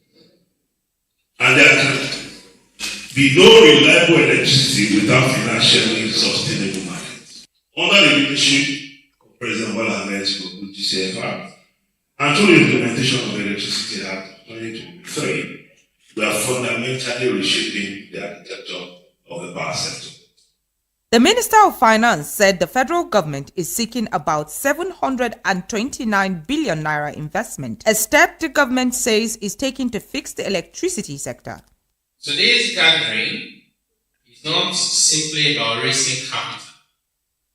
It is about building confidence, honoring commitments, and solving legacy challenges. Above all, it's about strengthening the financial foundation for a power sector capable of supporting Nigeria's long-term economic transformation. Electricity is the infrastructure of prosperity, no doubt. That's because no nation has achieved sustained industrialization without reliable electricity. Factories cannot manufacture without power. Hospitals cannot function effectively, schools cannot embrace digital learning, technology companies cannot scale, and agriculture cannot maximize productivity without energy. Government officials are hoping that this gathering would generate the needed outcome that would help in addressing financing challenges that have limited the performances of electricity sector for decades. I am Salihu Memunat, reporting for Voptv in Abuja. Nigerian Army has reaffirmed its commitment to personal welfare with the commissioning of new residential facilities at Muhammadu Buhari Cantonment, Giri. The project is part of a nationwide effort to reduce accommodation shortages, improve living conditions for personnel, and strengthen operational readiness under the Army's Soldier First policy. Voptv's correspondent Salihu Meimunat has more in these details. Speaking at the commissioning ceremony, Chief of Army Staff Lieutenant General Waidi Shaibu said infrastructure development, personal welfare, and operational readiness remain central to the Army's transformation agenda. Permit me to recognize majorly completed accommodation projects comprising of Nigerian Army Aviation Coordinators Residence, 2 Deputy Coordinators Residence, 5 blocks of 6 flats single officers' quarters, 27 senior non-commissioned officers' quarters, and 80 corporal and below quarters. Indeed, a soldier who is adequately catered for, properly accommodated, and assured of his family's well-being is better positioned to remain focused, disciplined, and committed to accomplishing assigned missions. The Nigerian Army has continued to expand in response to emerging security challenges across the country. Consequently, the demand for infrastructure, particularly accommodation, has increased considerably. Providing an overview of the projects, the Director of Procurement, Major General Sadisu Yakase, said Giri facilities are part of a border program to modernize military infrastructure across the country. These projects, among several, being undertaken by the Director of Procurement across Nigerian Army units and formation and establishment nationwide. The Director of Procurement under the Office of the Chief Army Staff oversees the procurement of arms and ammunition, military-grade vehicles, and manned area vehicles under hard procurement. Then under sub-procurement, the Directorate handles the procurement of military kits, spares, explosive, while construction works, renovation, and janitorial services are managed by the Works and Services Cell. The Director of Procurement, therefore, serves as a strategic instrument for addressing not only our Nigerian Army defense requirement, but also the welfare needs of the personnel of the Nigerian Army. Since assuming office in October last year, the Chief of Army Staff has ensured the speedy and timely completion of numerous contracts, including those awarded long before he assumed command of the Nigerian Army by the previous service chiefs. Army authorities, however, urge beneficiaries to maintain the facilities, describing them as national assets that will help strengthen welfare, administrative efficiency, and military readiness. I am Salihu Meimunat, reporting for Voptv in Abuja.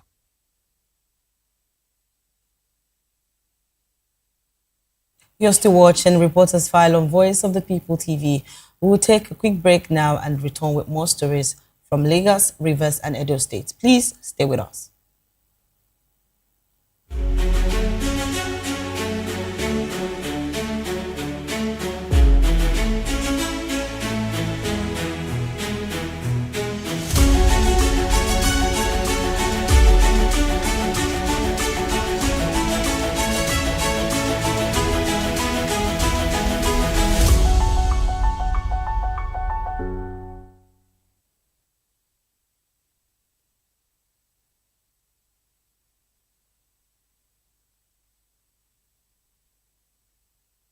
Glad to have you back.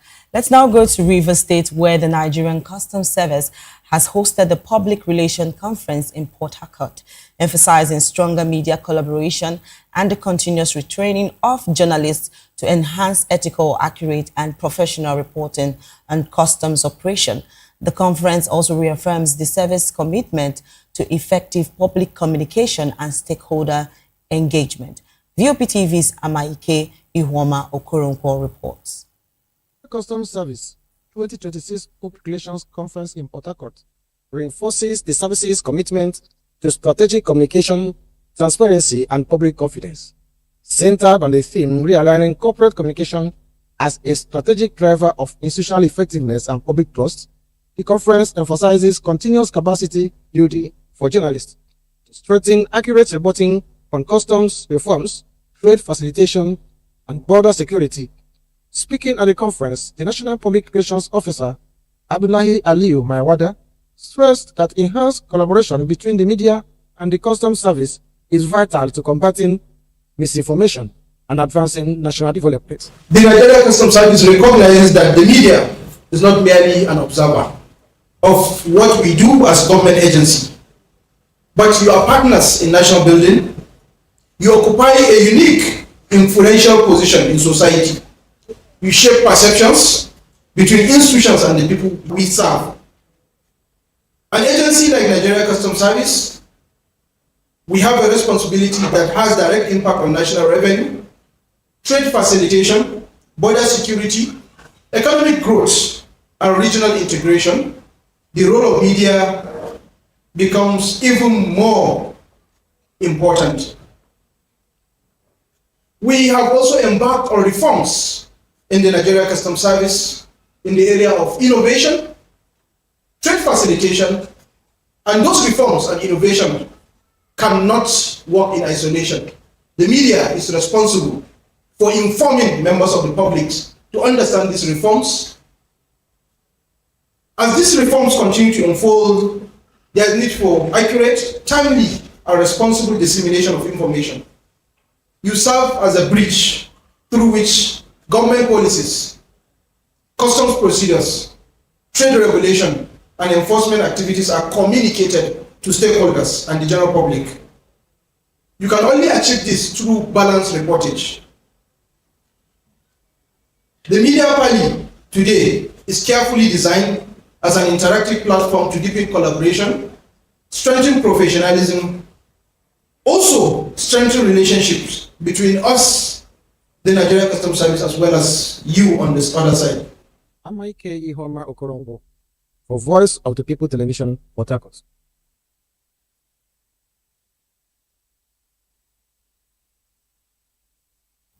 The gruesome killing of an OSPAC commander and 3 other persons in Omoku Oba, Egbema Ndoni local government area of Rivers State has once again raised serious concerns over the worsening security situation in the area.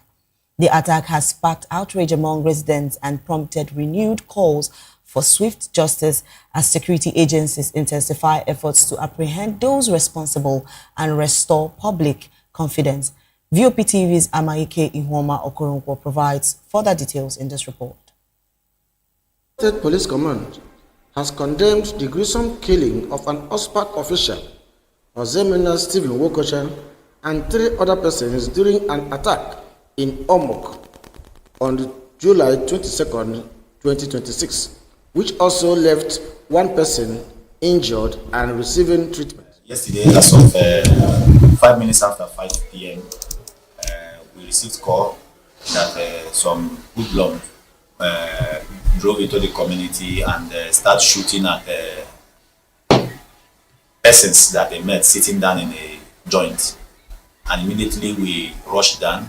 It happened to be one of our zonal commander by name Comrade Ozemela Mukocha Buski. They normally call him Buski. So we met him lie dead with 4 other women, innocent women that they killed that yesterday. We tried seeing how we can save their life, but the injury was so bad that they couldn't make it. My husband left home yesterday morning in search of our daily bread. Towards evening time, afternoon, evening, I received a shocking news that unknown gunmen came to Oba Road and shot him dead. Aside with 4 other women, all of them are dead. My husband now is lying in mortuary helplessly. People should help me and find vengeance for my husband. Commissioner of Police Olubenga A. Adepoju described the incident as disturbing and a threat to the prevailing peace in the state, assuring residents that those behind the attack would be tracked down and be brought to justice. The command also urged community security groups and local vigilante to work closely with the police under the supervision of divisional police officers and area commanders to strengthen security, coordination, and prevent further attacks.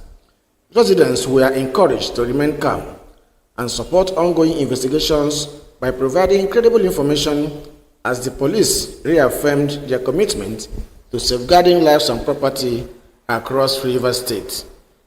Amaike Ihoma Okoronkwo, Voice of the People Television, Port Harcourt.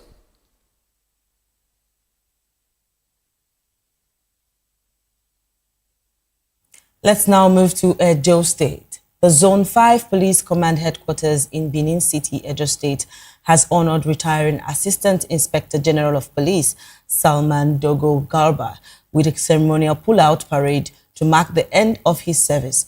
The event was attended by senior police officers, family members, traditional rulers, and other dignitaries who celebrated his contributions to the Nigerian police force. Voptv's Rhoda Jenny reports.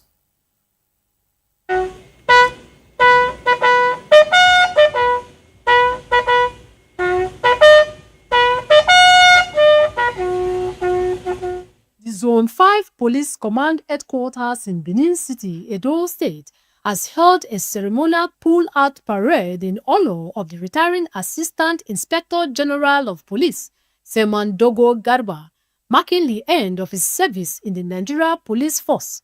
The zone oversees police operations in Edo and Delta states. The event was attended by senior police officers, retired officers, government officials, traditional rulers, family members, and other guests. In his farewell remarks, AIG Salman appreciated officers, colleagues, and stakeholders for their support throughout his career.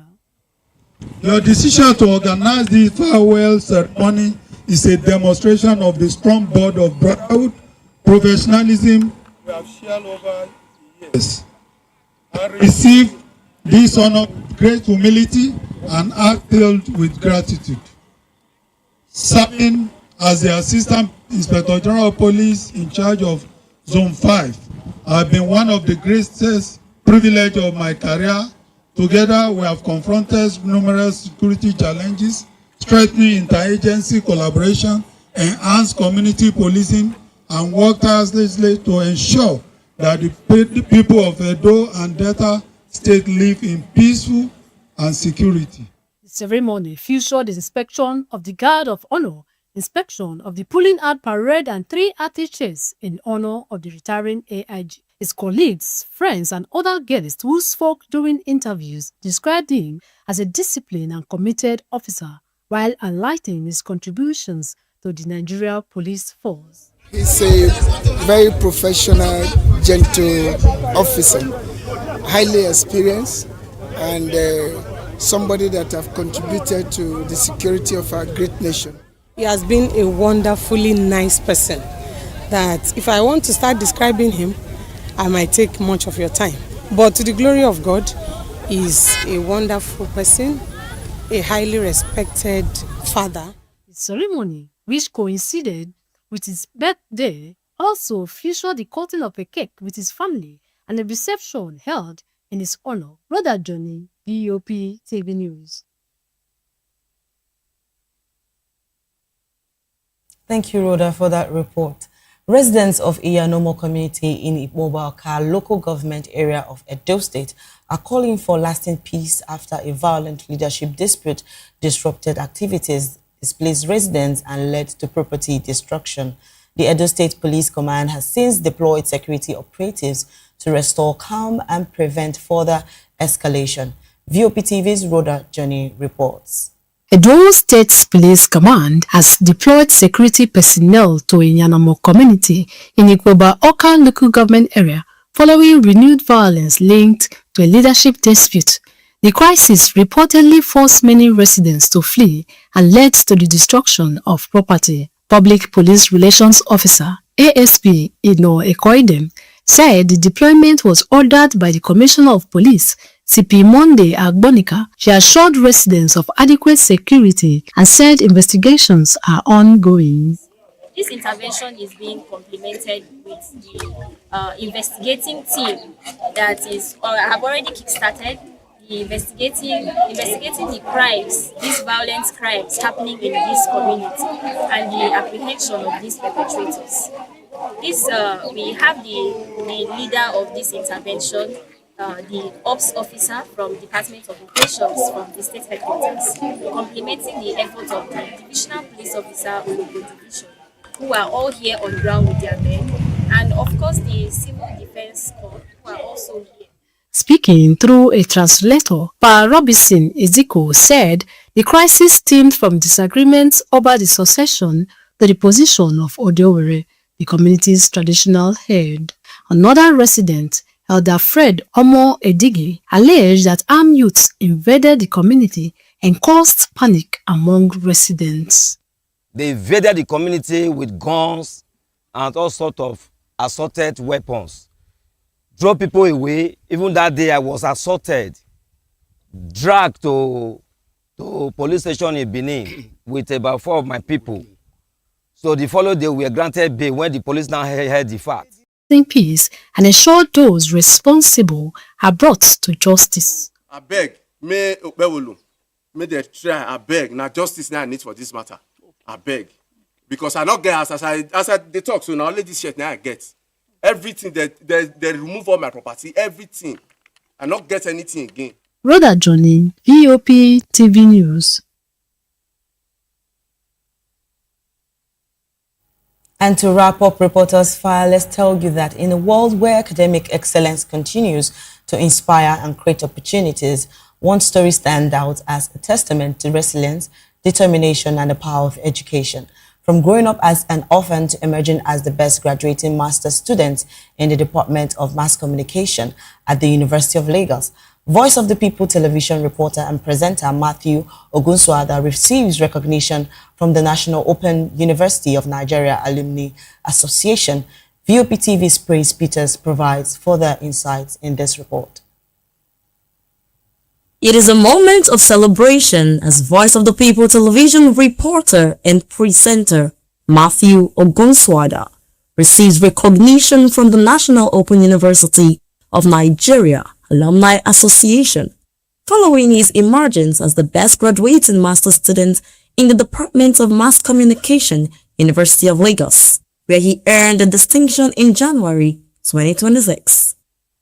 Speaking at the presentation, the alumni chairman describes Matthew as a worthy ambassador of the institution, saying the honor recognizes his hard work, dedication, and commitment to excellence. We have been following up our graduates through their datas, and we came to recognize you through the announcement of your exceptional performance from University of Lagos. Any graduate from National Open University, by his or her alumni, it is important that we recognize them while they are moving forward in their career. Head of Programs at Voice of the People Television, Joy Ekbo, also commends Matthew's commitments to excellence and encourages young people to remain focused on their goals. I don't have doubts. I know that Matthew Ogunsuada will be outstanding any day, anytime. I remember the first time he came to Voptv. I was actually not going to take him because of his pinchomic nature, but his referrer told me, he said, go ahead, you won't be disappointed. And I said, okay, let me give it a try. And he came on board. And since then, I must confess, I've not been disappointed. He's been doing well. Reflecting on the recognition, Matthew Ogunsuada expresses gratitude to God and everyone who supports his journey, encouraging others to trust God, remain resilient, and never give up on their dreams. I'm grateful to God, and I'm also grateful to the alumnus body of the National Open University of Nigeria for this prestigious recognition. Seeing an alumnus of the school emerging top at the University of Lagos is no mean feat, and of course that is not possible. That is only possible by the grace of God. Looking back at my journey when I was in the National Open University of Nigeria as a teacher, earning 7,000, 10,000, to sponsoring myself, to denying myself of hunger, and then making the determination that I want to be educated. I went through that route, and I did that for almost almost a year plus. I remember there was a season where I had to defer my semester to be able to continue with my study because of financial issues, and I had to graduate in 2023. I was supposed to graduate in 2022, but I graduated in 2023. So my story is just a story of hope. It's a story of resilience to becoming the BGS at the University of Lagos Masters Convocation. It's not a mean feat, but it's only by the grace of God. And I just want to encourage every youth out there and everyone, don't stop investing in quality education. Beyond the honor lies a story of dedication, perseverance, and excellence, encouraging young people to remain committed to their dreams. Brace Peters, reporting for Voice of the People Television. Thank you, Praise, for that report. And that wraps up this edition of Reporters File on Voice of the People TV. For more insights and in-depth discussion, please subscribe to our YouTube channel. On YouTube, we are Voice of the People TV. And across all social media platforms, you can find us at Voptv Live. If you witness news or events in your community, we would love to hear from you. Please share your eyewitness report, event coverage request, photos and videos with us via WhatsApp on 0814-6064-057. You can also email our newsroom at news@vop.ng. I am Precious Agumanu. Thank you for watching.